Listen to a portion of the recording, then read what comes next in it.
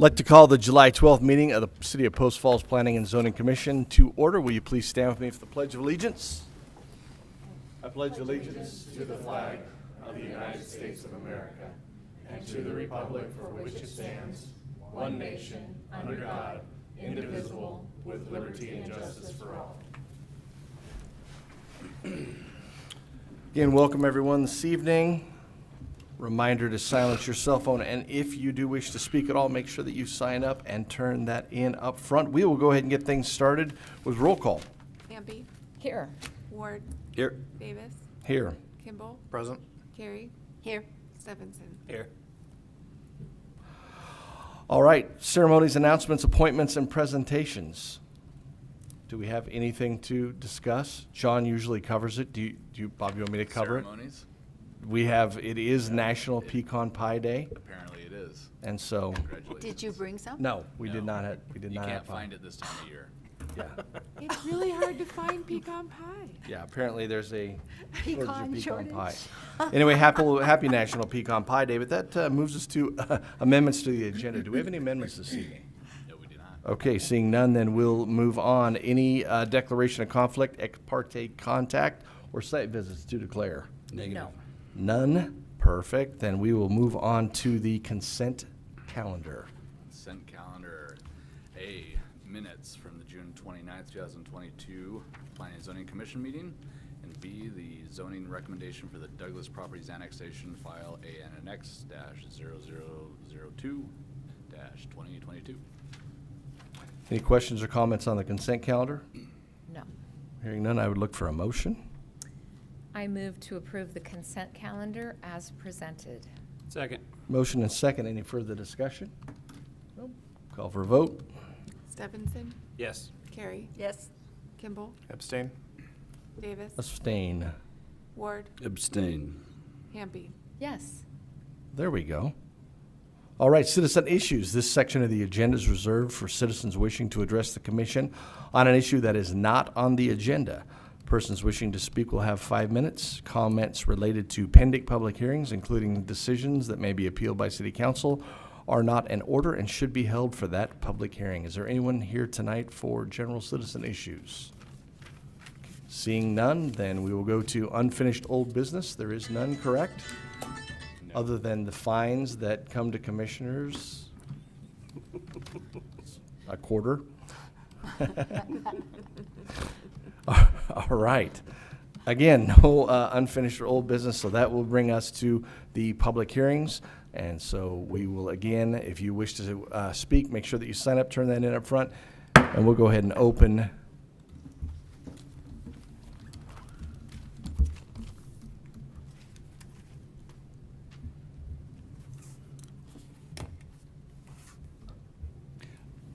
All right, Bob Seal, Community Development Director. I am not here for any other reason except John could not be here. So tonight we're covering the Title 18 Housekeeping Amendment. This is regarding the zoning criteria ordinance. The Post Falls Planning Division is listed as the applicant. We are looking for review and approval of the Title 18 changes, which is focused on accomplish attaining more clarity within the zone change review criteria.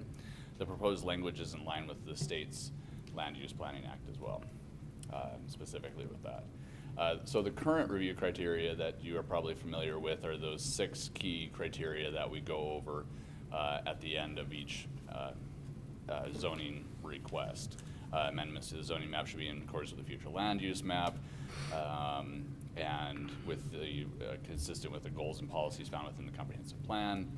And then we also look at the street classifications, traffic patterns, existing development, things along those lines. A lot of the times, this is the section that sometimes is or is not really fall in line with some of the commentary that we are faced with. When it comes to, like, say, commercial and high-density residential zoning is typically assigned along streets with higher road classifications. Limited neighborhood commercial and lower density residential zoning typically assigned along properties that proceed further away. You know, these are the different criteria that we have gone through. So we tried to work on actually consolidating them into more focused language that is primarily taken directly from the state statute. So new criteria that you would be looking at is the proposed zoning district consistent with the vision for the area contained in the currently adopted Post Falls Comprehensive Plan. Now, so the comprehensive plan does look at all the different traffic patterns. It does look at the focus areas. It looks at the goals and policies. So it kind of covers all of that that you are seeing in your a lot of those initial 6 criteria, including the future land use map is included within the comprehensive plan. The comprehensive plan talks about existing development, future land uses, community plans, all of that. So it kind of ties a lot of that into that statement right there. And number 2, does the proposed zoning district create a demonstrable adverse impact upon delivery of services by any political subdivision providing public services within the city, including but not limited to the Post Falls School District? So those services, the water, wastewater, traffic, whomever, fire, whatever agency it might be. So we narrowed it down to those 2 primary changes. The changes within the code itself were covered by amending a couple of different chapters within the Title 18. As you can see here, it basically broke it down to zoning is assigned following consideration the criteria contained in section 18.20.100, which reflects those 2 pieces here. And then indicating that amendments to the zoning map should be in accordance with the future land use map, goals and policies found within the comprehensive plan. Again, that is covered under the review criteria. So this is essentially the new language that is being added to the zoning regulations regarding amendments. So and it's specifically, as I had just stated previously, number 1 and number 2. So the zone map amendment review and approval criteria at the close of the required public hearings, and Planning and Zoning Commission and the City Council will evaluate whether the requested zoning meets each of the following criteria. Those are the 2 parts that I just went over. In addition to that, we would be adding subsection D to this chapter that indicates the question, and a lot of it's for the City Council. In this one, is annexation of the property in the best interest of the city? That's kind of one of those initial questions that is being considered as the City Council is starting to talk about the zoning criteria. So they're supposed to be able to determine that annexation is desired prior to even determining whether the zoning is correct zoning, but kind of tying that into the review criteria, so it's understood that they're also considering this during that process. And as you can see, so from the Idaho statutes, I did add it, found it. I pulled this. This is the language that comes directly from the Idaho state statutes under Title 67, Chapter 65, the land use planning. As you can see under A, particular consideration shall be given to the effects of the proposed zone change upon the delivery of services of by any political subdivision providing public services, including school districts. So and that relates back to the other language that we had included. And then noting, after consideration of the comprehensive plan and other evidence gathered through the public hearing process. So again, referring to that comprehensive plan aspect. The governing board shall analyze proposed changes to zoning ordinances to ensure that they are not in conflict with the policies of the adopted comprehensive plan.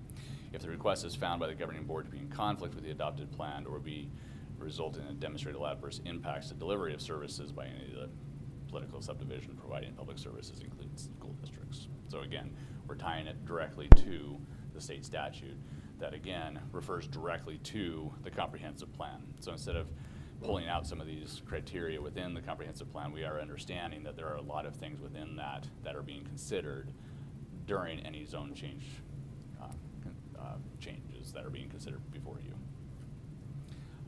We did route these for a response. The Post Falls Highway District said they had no comment. That's all I got. Questions? Question from Mr. Seal. I have a couple. I'm gonna go back to I guess it really comes back down to the demonstrable part. Who, the burden is upon whom to demonstrate adverse impact? Well, that usually does come down to, well, I mean, does staff recognize, because we do, in-depth staff, staff reports regarding each application. If there is something within there that is out of line with, say for instance, it was a larger user was intended to go into an area that would never receive the type of sewer services that would be needed for that, that could be potentially considered, demonstrable adverse impact to an area. If it was to be, the traffic patterns within an area were to exceed anything that, trying to shove a higher density commercial development within an area that was anticipated to be lower traffic volumes, that wouldn't work. But at the same time, who's supposed to indicate that? I mean, we review all of that while. I guess I kind doing it, but- of, okay, 'cause I look at it from a standpoint of, like, project actions are things that generally have impact, right? Not zoning. Right. So if it's zoned R1, but there's 2 houses instead of 20 houses, there's, the zoning doesn't necessarily dictate the impact. And I also kind of we live in a world of mitigation of impact versus, adverse impact, and we don't talk about any mitigation in this. And then, I guess we have the fire department here tonight, and I think any new building permit has the ability to have an adverse effect on their ability to provide services, because that's more call volume. And so, I mean, you can see where this is it can snowball really, really quickly if someone just raises their hand and says, well, it's gonna slow down. Any resident says, hey, raise their hand and say, well, any new zoning is going to change the response time to my house. Right. But. So how do we address that? Well, does it fit within our, again, kind of going back to the comprehensive plan aspect of it, we evaluated with public input, with, going through a long public process to create a comprehensive plan that addressed the long-term growth of the area, and tried to fit everything within that. So whether it is something that is potentially to hit, tomorrow versus 5 years from now, that we have, again, it kind of comes down to, is it outside of our master plans? Are our master plans reflecting the potential for, a zoning of, zoning classifications within an area? Has it been planned for? Is it prepared for that? And you're right, yes, anybody can say it's going to have an effect on my, I have to now wait for 4 cars to pass before I can drive out of my driveway. Does that meet that criteria? Does that exceed what would be anticipated or expected now or in the near future or long-term future within an area? So, it comes down to, what is the impact upon delivery of services? And again, it's delivery of services as opposed to individuals being impacted. So delivery of services, whether that's fire or water or sewer, school districts being able to provide space,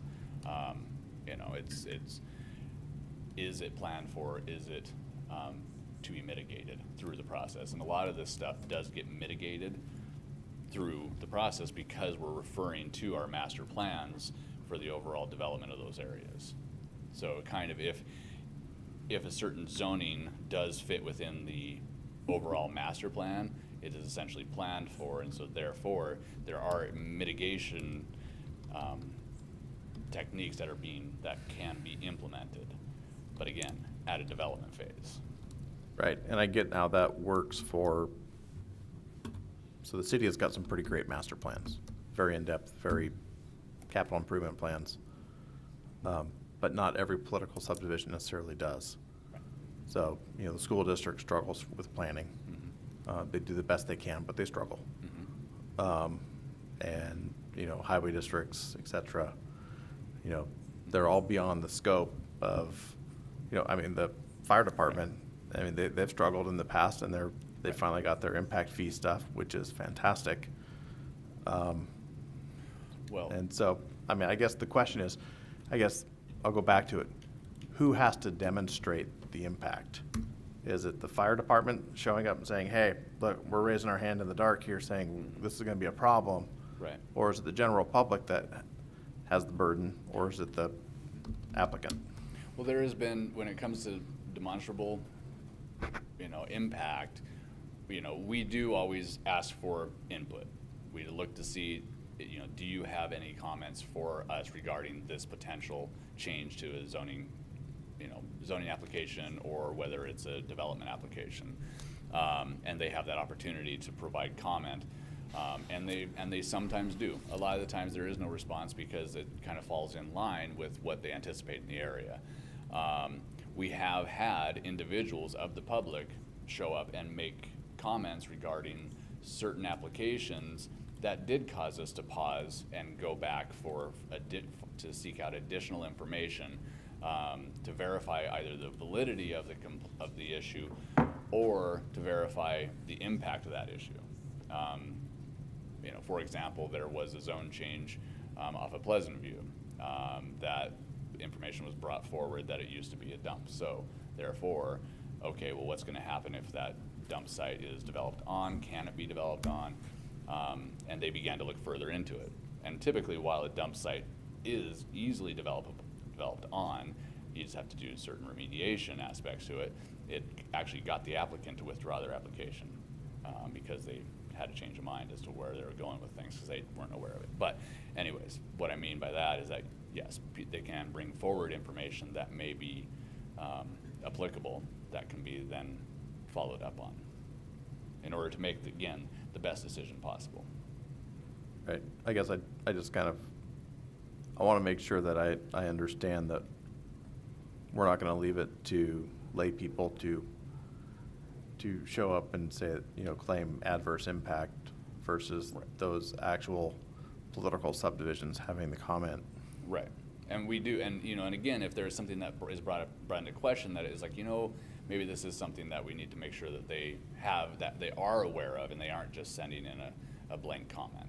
You know, we have followed up because we, you know, as city staff, we are aware of, you know, a lot of the different issues that all the different agencies face. So we want to make sure that they are informed. We're not trying to get anything, sneak anything through that that they would disagree with. Mm-hmm. So if things are brought up that that potentially has not been discussed in other meetings with those agencies. But yeah, it is ultimately up to the agency to demonstrate that they can or cannot meet those the services that are required. Okay, thank you. Other questions? Can you, from this conversation, I kind of get where it's going, but can you tell me exactly what is meant by political subdivision? Hey, guys, can we Wanna- keep it down just a little bit in the back? Thank you. Warren, So- Field, would you mind defining that from the So city code? the city and all cities are incorporated political subdivisions of the state of Idaho, as well as most water and sewer districts are sort of a kind of a subsection of Okay. political subdivisions. Okay, But basically any entity that provides public services. okay, okay. And I was, I didn't kind wanna of fumble gathered around that, this. but I wasn't sure, so I wanted to. So from kind of what you were discussing, and I understand what Ray's kind of point is like how when it's brought to us and we're saying, okay, does this, you know, demonstrate adverse impact? How do we kind of determine that? And is it from entities like the police department or is it from public comment? But we can't really say that. I mean, it could be from any of those, correct? Is that? Well, you know, potentially it could be. Okay. However, you know, I would obviously always recommend relying on, you know, professionals within the field that happen to have, you know, expertise within that area to be able to provide comment and, you know, further information regarding that. You know, we do, again, staff does try to include within the staff reports as much information as possible that relates to the potential impact of each, you know, zoning or annexation application. You know, there are certain situations where, you know, applications never make it forward even because it's been determined that an annexation can't have services to it in any time in the near future, and it would not be recommended for them to bother. But- So, which brings up a good point. So by the time it's brought here to planning and zoning or to the city council, it's already, let's say, been vetted and has a kind of a stamp of approval from city staff. Is that correct? I would say majority of the time, because we do meet with people that are looking to do annexations, and sometimes they can't meet the criteria. Right. And, you know, when they do come in with a proposal, sometimes there are conversations that recommend them to go a different route, and they can decide whether or not to follow staff's recommendations on those or not, and still try and provide, make an argument that they meet all the criteria based on their existing proposals. But yes, I mean, we have a lot of different conversations, and we wouldn't allow for an annexation or zoning, well, typically would not allow for an annexation or zoning application to come before the Planning and Zoning Commission or the council without having been essentially vetted through that process. Because it has to be able to meet the minimum criteria to make it that far typically. And if it is making it that far without staff's like stamp, Yeah. whatever approval, it will be noted in the staff reports that there are questions or adverse issues that we would be wanting to have addressed prior to development. So, And some of those are in conditions, but I can only remember once ever in the years I've sat up here that it's came to us where it really wasn't approved. The city staff didn't approve it, and I think that was a proposed annexation without, it didn't touch city Right. at all. So, so they still brought it before us, and basically city staff and the city attorney said, look, this just doesn't go with, so that's the only time I can think of that that's Right. ever happened. So I think the point is although of course that you guys have completely done your homework and vetted it, there's a reason that it comes up to this process as Absolutely. well.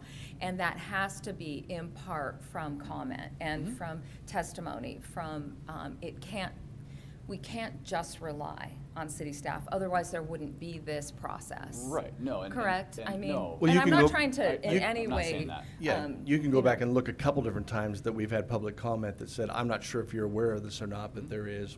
Yes, and we have Right. had a That couple or times, the other. correct, Right. And yes. Right. That's the process. Right. Okay. I mean, and there's different situations where I can understand that, you know, if there's, you know, while city staff is evaluating it based on the comprehensive plan, sometimes the comprehensive plan can be somewhat general, so therefore there may be certain areas that are a little more, that can be looked at a little bit closer, you know, and determine whether or not that meets the vision of what is considered the people.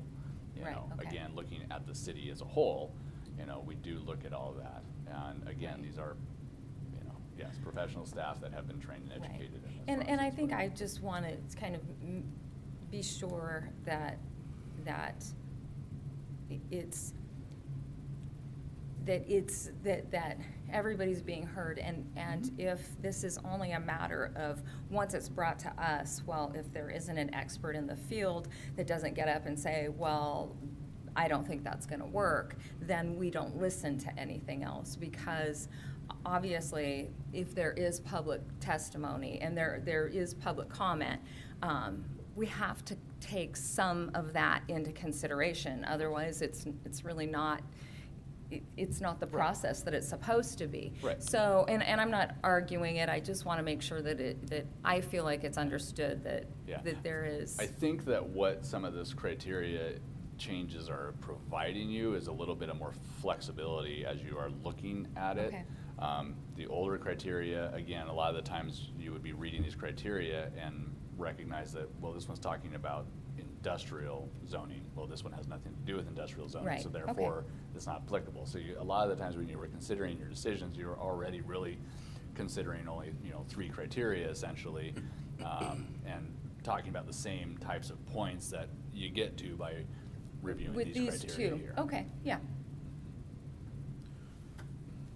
Okay. Just to go back to Ray's comment on the demonstrable adverse impact on the delivery of services, I think the best evidence on that will be the letters from ITD from the fire. I think the burden is on those political subdivisions who provide those services to make those claims that there will be an adverse impact on their services. And I think that it's an unmitigated impact, right? Like if they're, when we consider subdivisions, we talk about impact fees and the cost of development paying for itself. I think it's a similar analysis there as far as if there are ways to mitigate that impact. They're going to, ITD has an objection about access or something like that, and there's some way to mitigate that by having them fund a roundabout or some other higher intersection or something like that. I think that is what the criteria is kind of getting at. Well, that's actually a good point in that Post Falls Highway District had provided a comment for a recent annexation that restricted access onto Prairie. So therefore, it was conditioned that any development of that site did not enter onto Prairie. Should we add some sort of language with regards to mitigation? Unmitigated adverse impact? I guess I'm asking the question because I think it kind of leads us down a path to not considering mitigation. Yeah, no, in fact, other jurisdictions have added some of that unmitigated adverse impact language. So that would I be like the idea. something to, Because I To think consider. like, for instance, Ross Point Water District, they've got a will serve letter, but most of our annexation agreements say that all water rights go to the water purveyor. That's one of those things where there's an adverse impact, and that's kind of how we've taken care of it in the past. I think that's, and I don't know if East Green Acres doesn't really do that, but I would think that those would be something appropriate to put in there that at least it leads everyone down to a path, or leads to a path of making sure that if there is adverse impact, there's mitigation involved. I think we can explore some of that language and move it forward. Yeah, I like the idea of adding the potential use of the word unmitigated, yeah. What exactly then is unmitigated? Because So, you can kind of look at it as typically when it's like looking at a development project, so, as Field noted, is that, impact fees help to mitigate a lot of those issues, right? Cap fees help to mitigate Yep, future okay. issues, all right? And, if there is, too much, you can easily just look at it as like, okay, you've got a narrow little 2-lane road that can't handle a whole lot of traffic. However, there is, a large development coming in. Part of that mitigation could be road widening to allow for the additional volume of traffic that you're looking at. So by widening the road and increasing the volume that the road can handle, that's mitigating the potential impact of that adjacent development. Okay, so unmitigated, so the idea would be, or the discussion is to add the unmitigated? Right. if So there- that because- basically there's a way to correct it, if there's a way to correct it, then that's okay. Number 2 is still, is that, If there's an adverse impact that's anticipated from a development, or from an annexation, that can't be mitigated. Okay. I mean, if there is, that's when we'd be looking at, that's the demonstrable adverse impact, is if it cannot be mitigated. Okay. So if it could be mitigated, maybe that does not fall under a demonstrable adverse impact. So by adding the Okay. word unmitigated, it allows for that ability to make those modifications in order to Okay. correct Okay. the potential future problem. okay. Yeah, okay, I understand now. Okay. Thank you. worries. That clears it up. Cool. Anything else? Other questions? Okay. Thank you, sir. I'll leave that up. Public comment for, neutral, and against. We have one.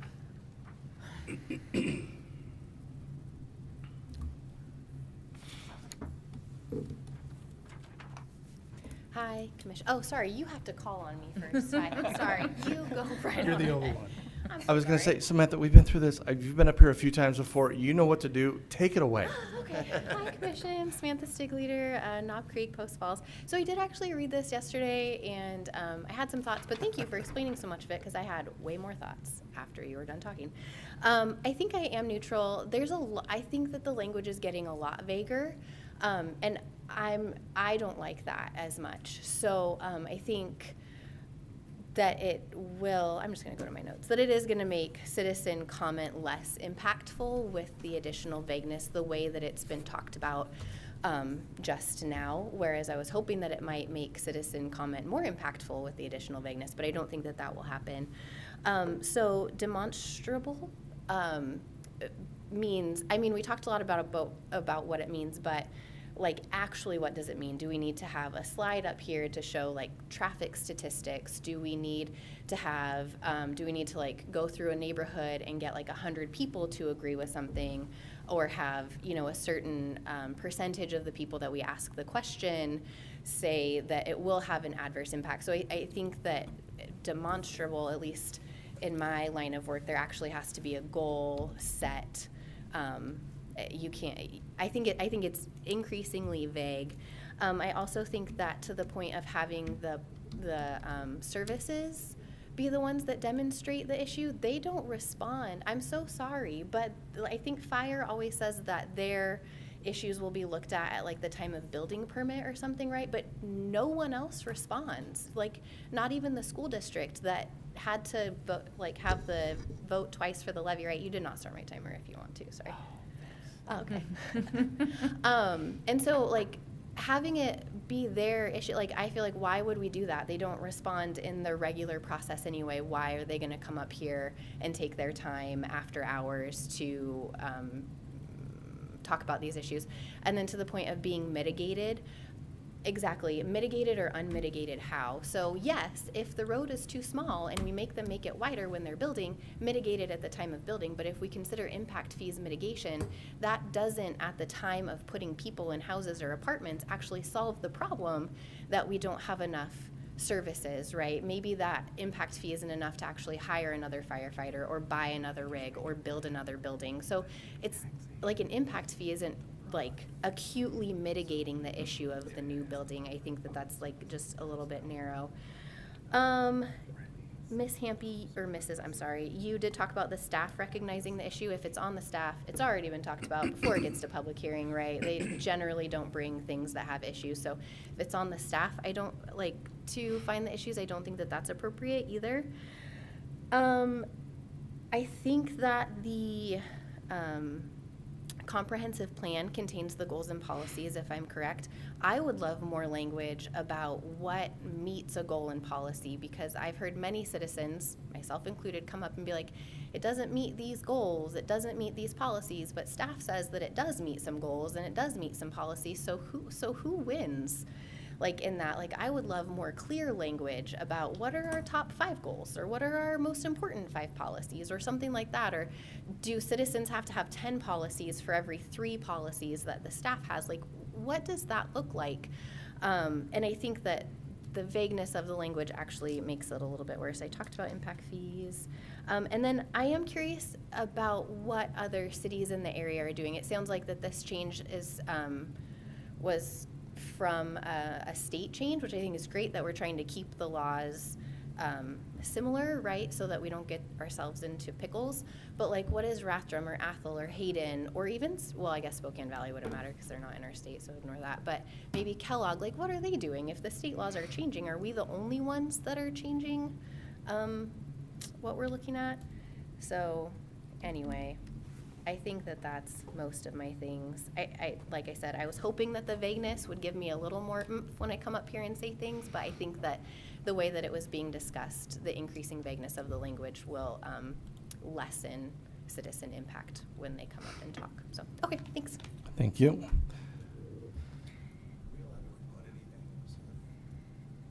Would be considered an expert witness? Would you like to fill out a You want form?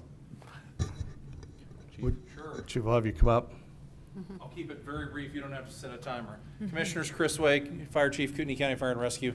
Just a couple of points. I think there's some misunderstanding about the fire department's involved. I want you to understand we're involved from the get-go on any project.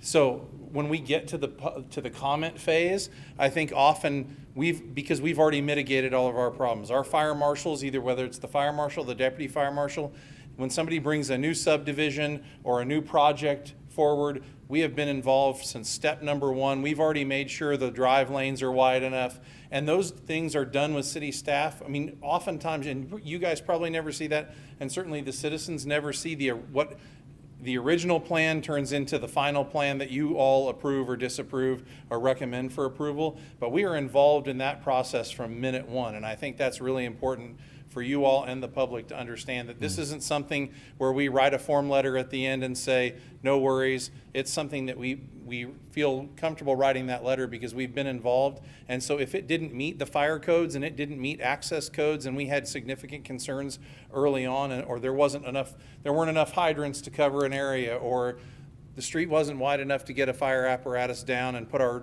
jacks out for our ladder truck, that's all been done in the planning process long before it ever comes to you or to a public hearing. So, and I would just like to remind you too, impact fees do not pay for operations. Since we just did impact fees, I don't want anybody to think that impact fees paid for operations. Impact fees pay for new capital items only. Thank you. Thank you, Chief.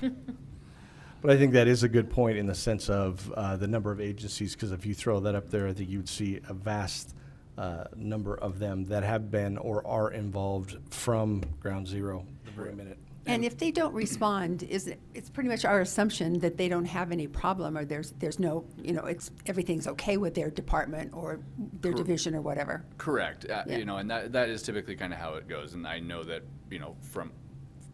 we occasionally do receive, notice of jurisdiction from Spokane, essentially, from Spokane County. And we will review whether or not we want to respond. And typically we don't unless it happens to potentially impact our city. And as a note, I have been in regular communication with the school district regarding all the annexations and applications and stuff that does come down, and they do remain neutral. And I have indicated, I have been working with Dina. She has provided us with a letter that indicates that the school district does remain neutral, but that they reserve the right to come back with a comment if they receive an application that is outside of their typical neutral standing, because we do work closely with them to try and help them get locations for land and help to talk about that with the developments that do come in. And as a note, we are looking at, again, this is zoning and annexation criteria, so this is very broad in terms of the delivery of public services. So it's very broad. It is not looking at, most of it is not looking at developments specifically. That comes later at the subdivision or site plan type of phase when they get down into it. So is the city, when we're looking at those services, is it within the Post Falls Fire District's area, and do they have it planned for serving? When we get to the widening of streets, that just follows those master plans. So is it essentially, it's a very broad, that's kind of why keeping these general allows for that wide range of discussion. But again, it's a very broad decision already when you're looking at what zone to choose and whether or not to annex. So. And I'd also add that the state right. code is broad, and most other cities and other jurisdictions do have similar, like, there's nothing wrong with our existing zoning criteria. We're not changing Right. it to be more in line or anything like that. We're just trying to simplify it, because right now, at least in our code, it's in two different places. It's not really consolidated into one area. But there's nothing wrong with our existing criteria. Oh, and I was, meant to note, there was no changes to the state code, it's just we were modifying it. Okay. Can we go to item C, or D really quick on that? The one, the legislative part?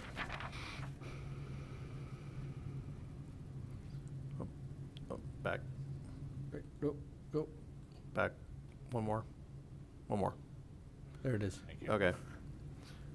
So, I think the first two items, so in C, where we're talking about the demonstrable part, that's kind of the more concrete part of the decision-making. I think this is where the public really has their clout, if you will.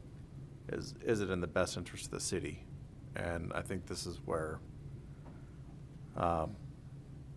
this is the objective part, not the subjective, or the subjective part, not the objective part, where opinion has a lot more weight than fact. That's kind of just my. So you're saying this section has more opportunity for impact when it comes to public comment?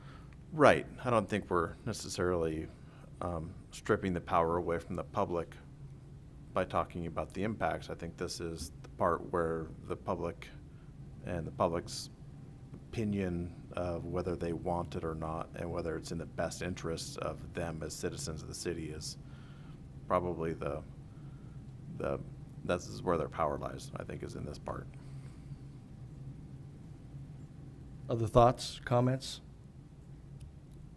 Any other questions for staff?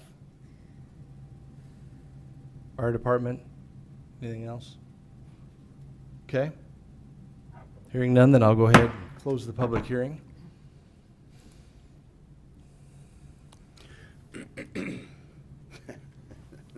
So used to annexation, we go through our 6 criteria. That's code. Comments, everyone's feelings.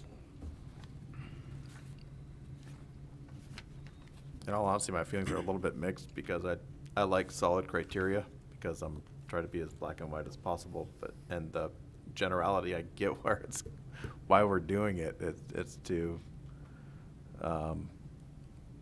it's to follow state code and to make things nice and just kind of mimic the requirements of the state code. So I get that. And I think I've documented the rest of my comments. I think it's, I think we should add the unmitigated part to the code request, or to the language, so that it gives a route forward, and it also gives the agencies the ability to create mitigation and move something forward, which is really probably important for all the citizens. If there's problems that are going to be created, then being able to mitigate them is really, really important. Everybody feel comfortable with that? Yep. Nancy? I am,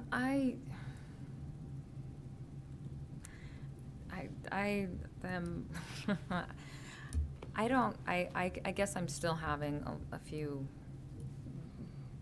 issues with the understanding that we should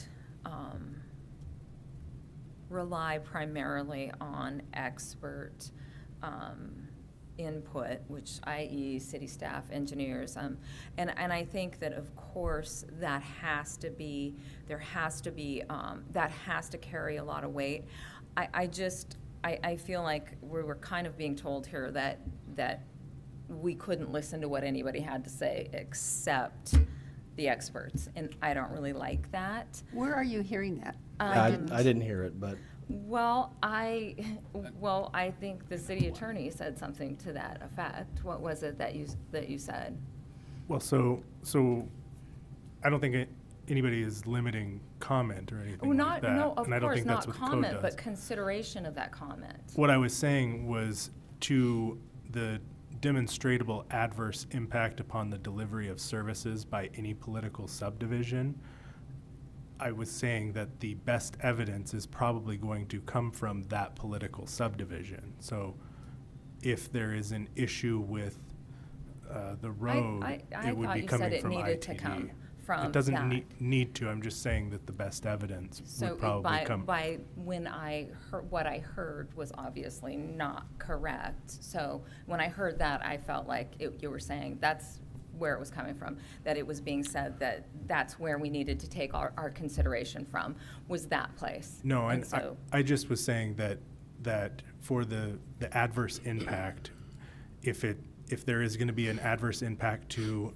access onto Highway 41, that letter is going to come from ITD, and that is going to be the best evidence that there is a demonstrable adverse impact. If ITD is saying that the access cannot be made to this particular parcel, that would be a demonstrable adverse impact. So And I'm not saying that that's all the evidence. I'm just saying that that is likely the best source of evidence is going to be from that political subdivision, because the criteria is specific to the services by a political subdivision. so the current criteria is? The is the the cur- proposed Okay, so the change. current, but, and I say that's the point, so you want to change it from maybe being, where that is not the language, to it being the language that it needs to come from, this, again, I don't think you're not saying it needs to come. The best source of that information would be from, like in that case, ITD. The expert. So the expert, the best source. I feel like, honestly, in any case, the best source generally comes from an expert in that field. However, it does not take away from anybody's ability. And like I would encourage anyone when they come up and speak, which they always have that opportunity, is don't just come up and say, I don't like apartments, they cause crime. Bring data, bring information. Okay, well, in this study, we've seen in Boise, XYZ. So data and information is always going to be important, and citizens can bring those up. But I don't think anyone is saying it can only come from experts. It's just in most cases, or in many cases, I should say, that expert information realistically should be what we're basing a lot of our decision on. Not all of it, but a lot of it. Does that make sense? Yeah. It's like having a fire inspection, having the guy from the convenience store show up and the chief. I'm probably gonna listen to the chief. well, I am not arguing that. Is what I'm saying is this process is for nothing if that's all, if we're gonna look at this and say okay, was that adverse impact shown by Idaho Transportation Department, or was it shown by some other municipality, or some other service provider, the fire department? So if it has to come from there, and we're looking at number 2, and it's like, nope, we've already determined that adverse impact, if there's no adverse impact reported by any of those agencies, then it looks like number 2's a go. I feel like it's being really restrictive Right. in that. And that's just my opinion in that. Mr. Seal? I was just going to say, I think a lot of the stuff that you are wanting to be able to comment on and consider when it comes to the public comment really falls under number 1. I think a lot of that stuff can be tied into that, and really is it consistent with the vision for the area contained within the comprehensive plan? And again, digging in the comprehensive plan into what those areas in particular can help guide, you know, your decision-making Okay. process. Yeah. So- Okay, And, okay. and just to Well, follow that- up, that particular language from 2 comes straight out of the state code. And again, it is the delivery of services by a political subdivision providing public services. So to the crime thing, crime is not a public service. So, so again, it is really, I think you're right, it is restrictive because it's by Because it's design. supposed to be. By design, right? it's supposed to be. Okay. It's really for that Okay. provision I of mean, public and whether I like services. it or not isn't, if it's supposed to be that way, then, you know, I gotta play by the rules. I just wanna be sure that I'm not saying, okay, let's change it, to something that, you know, that I think is more restrictive, and it's not something that we absolutely need to do, so. Nancy, I can tell you that as someone who stood on the other side of that podium in this jurisdiction and in many others, that the knife cuts both ways when it comes to agency comment. Because a lot of times, so if agency makes a comment that as an applicant doesn't like, and they get up there, you know, they have to prove that the agency is wrong, or that they're mitigating it, or whatever it is. And to the same, you know, so the knife cuts that way, and if an agency does not have a problem with it, and a layperson gets up and says, no, I think there is a problem, but I don't have any evidence to that effect, then, you know, that also, we should weigh that in the same manner. Yeah, And it's tough. I do understand what you're saying. I know that I've had questions on, you know, traffic, maybe putting really high density right off Highway 41 before there were improvements, or obviously it's a mess right now, but, and I've had a lot of concerns with that, and we've had the engineer come up and say, well, you know, no, the traffic studies and how many trips per day, and it's like, okay, I understand what you're saying, however, I drive down the road, and it's terrible. I mean, I can see it from driving down the road. The traffic is terrible, or, you know, people are pulling out in front of other people. I mean, do we want to add to that? And maybe it's allowed, you know, maybe that kind of congestion is allowed. It's allowable by whatever, you know, whatever standard there is. Maybe it's allowed, but does it have adverse impact? Well, yeah, I think so. But so I think that there's, you know, what's allowed sometimes isn't, sometimes what's allowed isn't the most comfortable thing or the safest thing, or but it's allowed. You know, you've got a max here and a minimum here. And if you're hanging out at the max here, it's not comfortable for most people. So I've seen it where the engineer has come up and said that, well, no, it's allowed and that many, you know, but you can see that the highway's a mess. So, you know, I would have to sometimes question as to whether common sense is being used. So, just again, my opinion. Other thoughts or comments?